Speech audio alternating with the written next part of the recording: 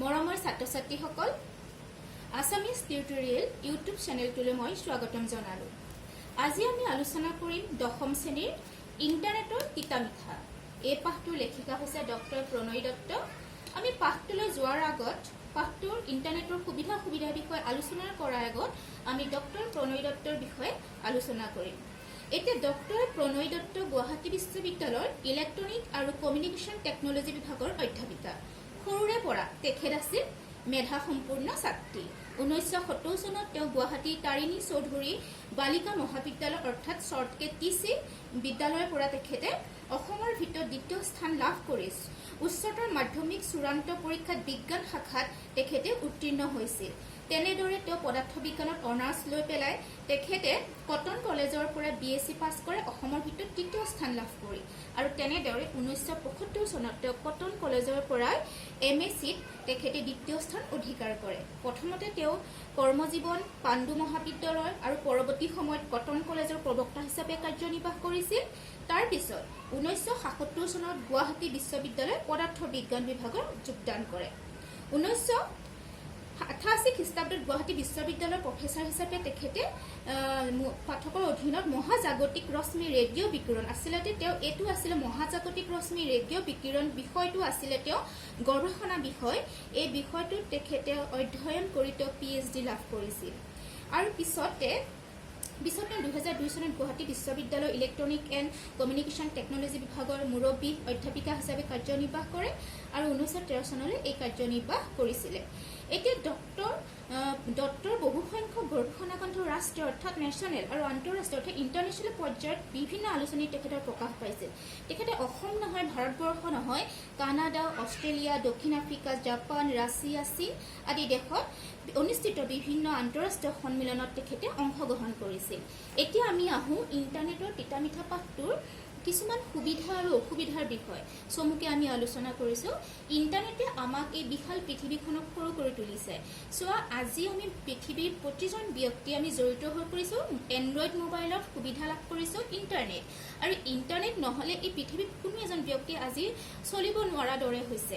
গতিকে ইণ্টাৰনেটে আমাৰ এই বিশাল পৃথিৱীখনত য'ত আমি যাব নোৱাৰোঁ সহজে, সেই বিশাল পৃথিৱীখনক আমি কি কৰিছোঁ, ঘৰতে বহি পেলাই আমি বিভিন্ন তাৰে ছবি হওক বা খা খবৰ হওক বাতৰি হওক আমি ঘৰতে বহি আমি লাভ কৰিছোঁ। অৰ্থাৎ ইমান বিশাল পৃথিৱীখন যেন আমাৰ হাতৰ মুঠিত হৈ পৰিছে। তাৰপিছত ইয়াৰ জৰিয়তে কোনো নজনা তথ্য জ্ঞান লাভ কৰিব পাৰোঁ। আমি কিবা নাজানো, কিবা ৱৰ্ড মিনিং নাজানো বা কিবা বিষয়ৰ ওপৰত নাজানো, আমি যদি ইণ্টাৰনেটত আমি চাৰ্চ কৰোঁ তেতিয়াহ'লে আমি কি হ'ব, আমি গুগলত গৈ চাৰ্চ কৰিলে বা আমি বিভিন্ন ধৰণৰ সেই বিষয়টোৰ ওপৰত তথ্যখিনি আমি লাভ কৰোঁ। ঘৰতে বহি সকলো ধৰণৰ টিকেট কাটিব পাৰোঁ। ধৰি লওক আমি ক'ৰবাত ফুৰিবলৈ যাম, ৰেলৰ টিকেট কাটা, বিমানৰ টিকেট কাটা আৰু বা চিনেমা চাবলৈ যোৱা টিকেট, সকলোবিলাক টিকেট আমি ঘৰতে বহিয়ে কাটিব পাৰোঁ। তাৰোপৰি আমি কোনোবা এখন ঠাইত ফুৰিবলৈ যাবলৈ ওলালে সেই ঠাইখনৰ সবিশেষ তথ্য আমি ইণ্টাৰনেটৰ জৰিয়তে আমি গম পাম। ইয়াৰ বিভিন্ন ধৰণৰ মনোৰঞ্জনো কৰিব পাৰোঁ। অৰ্থাৎ ইয়াত কি কৰিব পাৰোঁ, আমি বিভিন্ন ধৰণৰ মনোৰঞ্জন যেনে চিনেমা চোৱা, গেম খেলা, গান শুনা আদি বিভিন্ন কামত আমি ইণ্টাৰনেট ব্যৱহাৰ কৰিব পাৰোঁ। এনেকৈ হৈছে দুটামান সুবিধা, আৰু বহুত সুবিধা আছে। মই মাত্ৰ কেইটামান বিষয় আলোচনা কৰিছোঁ। তেনেদৰে সুবিধা যেনেদৰে আছে অসুবিধাও আছে, কাৰণ পৃথিৱীৰ প্ৰতিটো বস্তুৰে, আমাৰ হাতত থকা বা পৃথিৱীৰ প্ৰতিটো বস্তুৰে সুবিধা আৰু অসুবিধা দুয়োটাই থাকে। ইণ্টাৰনেটৰো আছে। মই এটা এক্সাম্পল দিছোঁ। আমাৰ শৰীৰৰ বাবে আমাক খাদ্য লাগে, কিন্তু আমি যদি সঠিক সময়ত সঠিক টাইমত আৰু বা সঠিক পৰিমাণে আমি আহাৰ খাওঁ, সি আমাৰ স্বাস্থ্যৰ বাবে অতি লাভজনক। কিন্তু আমি যদি টাইম টেবুল মেইনটেইন নকৰাকৈ বা আমি যেতিয়া তেতিয়া আমি কিবা কিবি আহাৰ খাওঁ, বেছি পৰিমাণত আহাৰ খাওঁ, তেতিয়াহ'লে আমাৰ শৰীৰৰ বাবে বেয়া, বা কম পৰিমাণে আহাৰ খালেও আমাৰ শৰীৰৰ বাবে বেয়া। গতিকে সকলো বস্তুৰে ভাল বেয়া দুইটা আছে, মাত্ৰ নিৰ্ভৰ কৰিব আমি কেনেদৰে বস্তুটো ব্যৱহাৰ কৰিছোঁ। এতিয়া অসুবিধা হৈছে, চোৱা, ইয়াৰ ব্যৱহাৰৰ বাবে মানুহে সমাজ, পৰিয়াল, ব্যক্তিৰ লগত ভালদৰে কথা পতা বা সময় কটোৱাৰ পৰা অভাৱ দেখা যায়। মানে ইণ্টাৰনেটৰ বাবে মানুহে কি হৈছে, ওচৰতে দুজন মানুহ বহি থাকিলেও কি হয়, ইজন মানুহৰ লগত সিজন মানুহৰ কি ভাৱ বিনিময় অভাৱ দেখা যায়। তেওঁলোকে কিহৰ লগত বিজি হৈ যায়, মোবাইলটোৰ লগতে তেওঁলোকে বিজি হৈ যায়। আৰু অত্যাধিকভাৱে ইয়াত গেম খেলা, চিনেমা চালে কি হয়, আমাৰ ল'ৰা ছোৱালী যি ছাত্ৰ ছাত্ৰীসকল আছে তেওঁলোকৰ পঢ়া শুনাৰ প্ৰতি মনোযোগিতা কমি আহে, আৰু মানুহৰ মন মগজুত পৰা বেয়া প্ৰভাৱ পেলায়। অৰ্থাৎ এনি টাইম যেতিয়া আমি গেম খেলি থাকিম, ইণ্টাৰনেট খুচৰি ফুৰি, আমাৰ কি হ'ব, চকুৰ প্ৰব্লেম হ'ব, আমাৰ মাথাৰ বিষ হ'ব।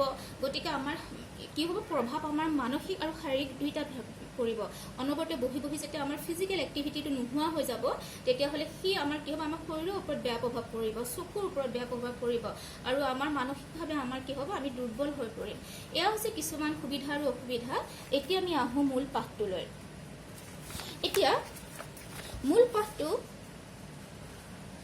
ইণ্টাৰনেটৰ তিতা মিঠা ইয়াতে কৈছে যে কুঁৱলী আজি উলাহেৰে হিয়া নধৰা হৈছে দেউতাকে তাইক এটা কম্পিউটাৰ উপহাৰ দিব এইবাৰ নৱম শ্ৰেণীৰ পৰা দশম শ্ৰেণীলৈ প্ৰথম হৈ উত্তীৰ্ণ হৈছে বাবে তাইৰ বাবে তাতোতকৈ হেঁপাহৰ বাতৰিটো হ'ল কম্পিউটাৰটোত হেনো ইণ্টাৰনেটো সংযোগ কৰি দিব চোৱা এই ইণ্টাৰনেট পাঠটোৰ মূল চৰিত্ৰটো হৈছে ইণ্টাৰনেট পাঠটোৰ মূল চৰিত্ৰটো হৈছে কুঁৱলী আৰু ইয়াৰ বিষয়টো হৈছে ইণ্টাৰনেট ইয়াৰ পাঠটোৰ বিষয় হৈছে ইণ্টাৰনেট আৰু মূল চৰিত্ৰটো হৈছে কুঁৱলী গতিকে কুঁৱলী হৈছে তোমালোকৰ বয়সৰ এগৰাকী দশম শ্ৰেণীৰ ছাত্ৰী যিগৰাকী ছাত্ৰী এইবাৰ নৱম শ্ৰেণীৰ পৰা দশম শ্ৰেণীলৈ প্ৰথম হৈ উত্তীৰ্ণ হৈছে গতিকে দেউতাকে সেইকাৰণে প্ৰথম হোৱাৰ বাবে দেউতাকে তাইক কম্পিউটাৰ এটা উপহাৰ দিম বুলি কৈছে কিন্তু কুঁৱলীৰ বাবে আটাইতকৈ ভাল লগা কথাটো আছিলে যে অকল কম্পিউটাৰে নহয় কম্পিউটাৰৰ লগত ইণ্টাৰনেট সংযোগ কৰি দিব গতিকে দেউতাকে মাকক কোৱা উপহাৰ দিয়া সিদ্ধান্তটো লৈছে কম্পিউটাৰ সম্বন্ধে তাই কিছু ব্যৱহাৰিক জ্ঞান আছে স্কুলতো ব্যৱহাৰ কৰিছে কিন্তু ইণ্টাৰনেট সম্বন্ধে তাই জ্ঞান একেবাৰে সীমিত বুলিয়ে ক'ব পাৰি এতিয়া চোৱা আজিকালি স্কুলবিলাকত কম্পিউটাৰ শিকোৱা হয় গতিকে কুঁৱলীও কম্পিউটাৰ বিষয়ে যিটো বেছিক নলেজ যিটো অলপ চলপ জানিবলগীয়া যিটো কম্পিউটাৰৰ জ্ঞান সেইখিনি তাই আছে কিন্তু তাই ইণ্টাৰনেটৰ বিষয় বা ইণ্টাৰনেটত ইউজ কৰে এনেকৈ কৰা হয় ইণ্টাৰনেটৰ সবিশেষ মানে তথ্য তাইৰ